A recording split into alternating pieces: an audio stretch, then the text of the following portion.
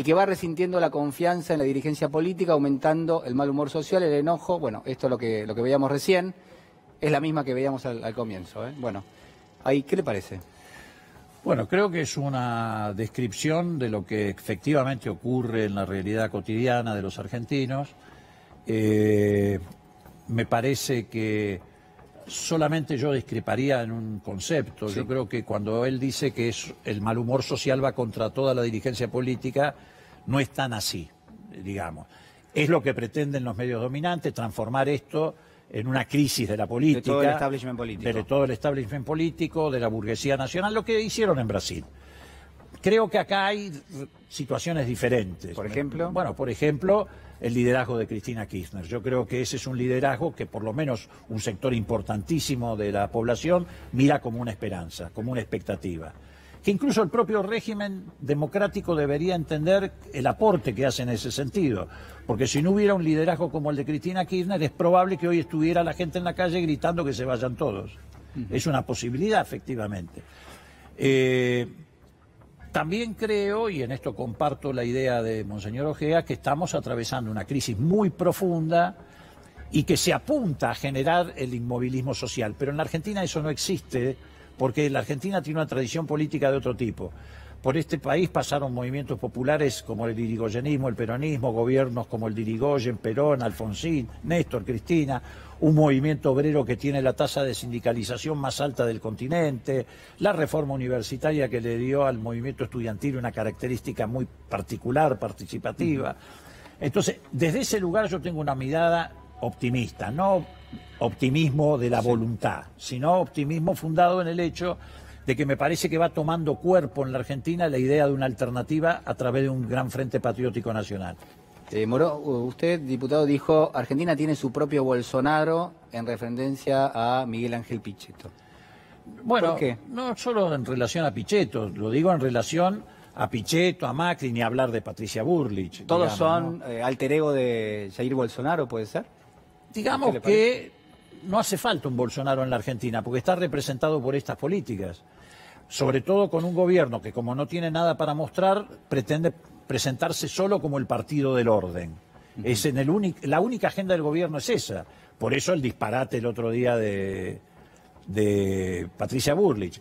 Que alguien lo puede atribuir al estado en el que se encontraba después de la cena, pero yo en realidad lo atribuyo a una decisión política. Me parece que el gobierno quiere instalar esa agenda. Y dijo un disparate porque si hay algo... Yo se lo iba a preguntar. El que quiere estar armado, que anda armado. El que no quiere, que no anda armado. Bueno, eso es un desatino. Si hay algo que conspira contra la seguridad de los ciudadanos, es que cualquiera pueda andar armado. Si vos andás armado por la calle y te aborda alguien para robarte y se da cuenta de que estás armado, te pega un tiro de entrada. Ocurre con los policías que están fuera de servicio. Si vos estás armado, el problema es quién está armado. Hay gente que se desborda en un accidente de tránsito, chocan. Es un disparate que no tiene ni pie ni cabeza. ¿Y cómo surge esto y de alguna manera a qué obedece? Usted dice es una estrategia... Es una estrategia, claramente. Es una estrategia, primero para desplazar la discusión sobre las cuestiones económicas sociales. Y en segundo lugar porque es el único lugar que le ha quedado, el único espacio que le ha quedado al gobierno. Presentarse como el partido del orden, de la mano dura, entonces justificarlo de Chocobar, cuando ya la Corte incluso habilitó la posibilidad de un juicio por homicidio calificado, seguir insistiendo en que lo que se hizo con Santiago Maldonado y Rafael Nahuel está bien porque las fuerzas de seguridad tienen el derecho a actuar de esa manera.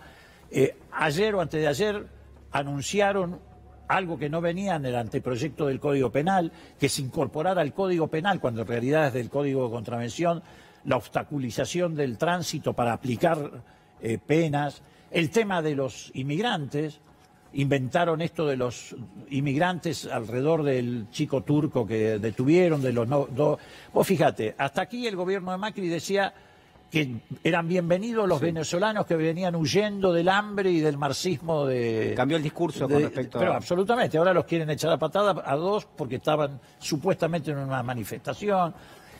Hay todo un discurso que gira alrededor de la estigmatización del otro. Por eso, en estos 35 años de democracia que se cumplió hace pocos días el aniversario, uno tiene que advertir que no solamente estamos viviendo un desquicio en lo económico y social, estamos viviendo un retroceso institucional impresionante.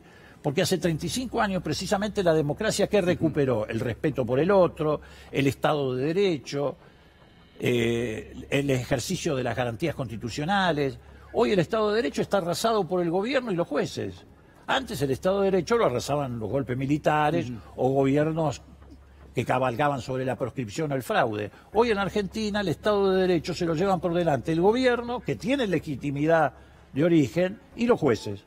Se está por discutir, Moró, lo que es en la Cámara Alta el presupuesto, pasó por la Cámara Baja, uno ha visto determinado tipo de eventos que tuvieron lugar en esa discusión, bueno, finalmente recibió la media sanción, uno de esos eventos fue una discusión muy fuerte entre usted y Nicolás Massot, el titular de la bancada PRO, algunos dicen que lo invitó a pelear, ¿esto fue así?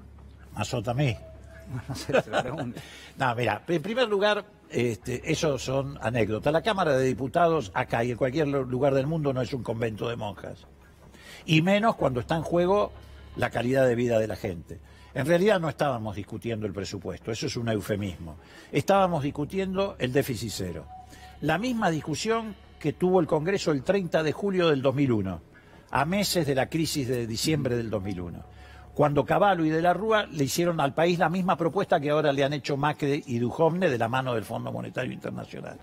Entonces, no estábamos discutiendo el presupuesto.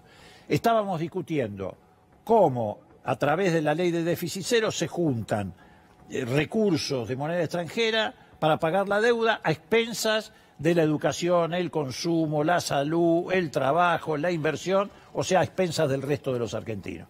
Por supuesto fue una discusión muy caliente, que además se calienta por lo que pasa en la calle. Yo he estado en el Congreso muchísimos años. Nunca vi que cada vez que el Congreso se reúne, que es muy pocas veces, se militarice el Congreso. Vos te lo imaginás, bueno, vos sos un muchacho joven. Bueno, más o menos. Más o menos. Sí. Vos te lo imaginás a Pugliese llamando a la Gendarmería, a la Prefectura, la Policía Aeronáutica, etcétera, rodeando el Congreso.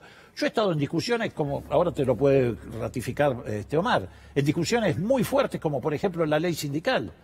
Y el Congreso estaba, adentro, lleno de gente en las galerías, Ubaldini en el palco con los dirigentes obreros, el otro, no entró un vigilante al Congreso. En función de lo que se discutía, obviamente, digo, es anecdótico, ¿no?, lo que estamos planteando. Pero por supuesto que es anecdótico, pero es relativamente anecdótico, porque si cada vez que van a sacar una ley contra los intereses del pueblo, como ocurrió en diciembre, cuando le sacaron 100.000 millones de pesos a los jubilados, o ahora con la ley de déficit cero, van a montar esa militarización del Congreso, algo está pasando en el Estado de Derecho en Argentina. Y además estamos frente a un gobierno que ha naturalizado la violencia institucional, y eso es muy grave, naturalizar la violencia institucional, como lo hace, por ejemplo, con las declaraciones Patricia Bullrich. ¿Qué es lo que hace? Genera condiciones para que cualquiera, ¿te imaginás? Si ella dice que cualquier ciudadano puede andar con un arma encima, ¿qué piensan las fuerzas de seguridad? ¿Hubo infiltrados en la movilización del otro día? Absolutamente, no tengo ninguna duda, como los hubo también en diciembre y como los hubo en todas las marchas, salvo aquellas que se organizan y se garantiza la seguridad por los propios organizadores. Vos fijate, en Luján no hubo ningún problema, ni en Luján ni en la marcha hacia Luján. La marcha que hicieron los artistas, convocaron el banderazo, creo que se llamaba, los artistas en la 9 de julio, no hubo ningún problema. El 21F, ningún problema. Cada vez que aparece la policía de Macri y Patricia Bullrich, termina todo en un desastre. Algo pasa.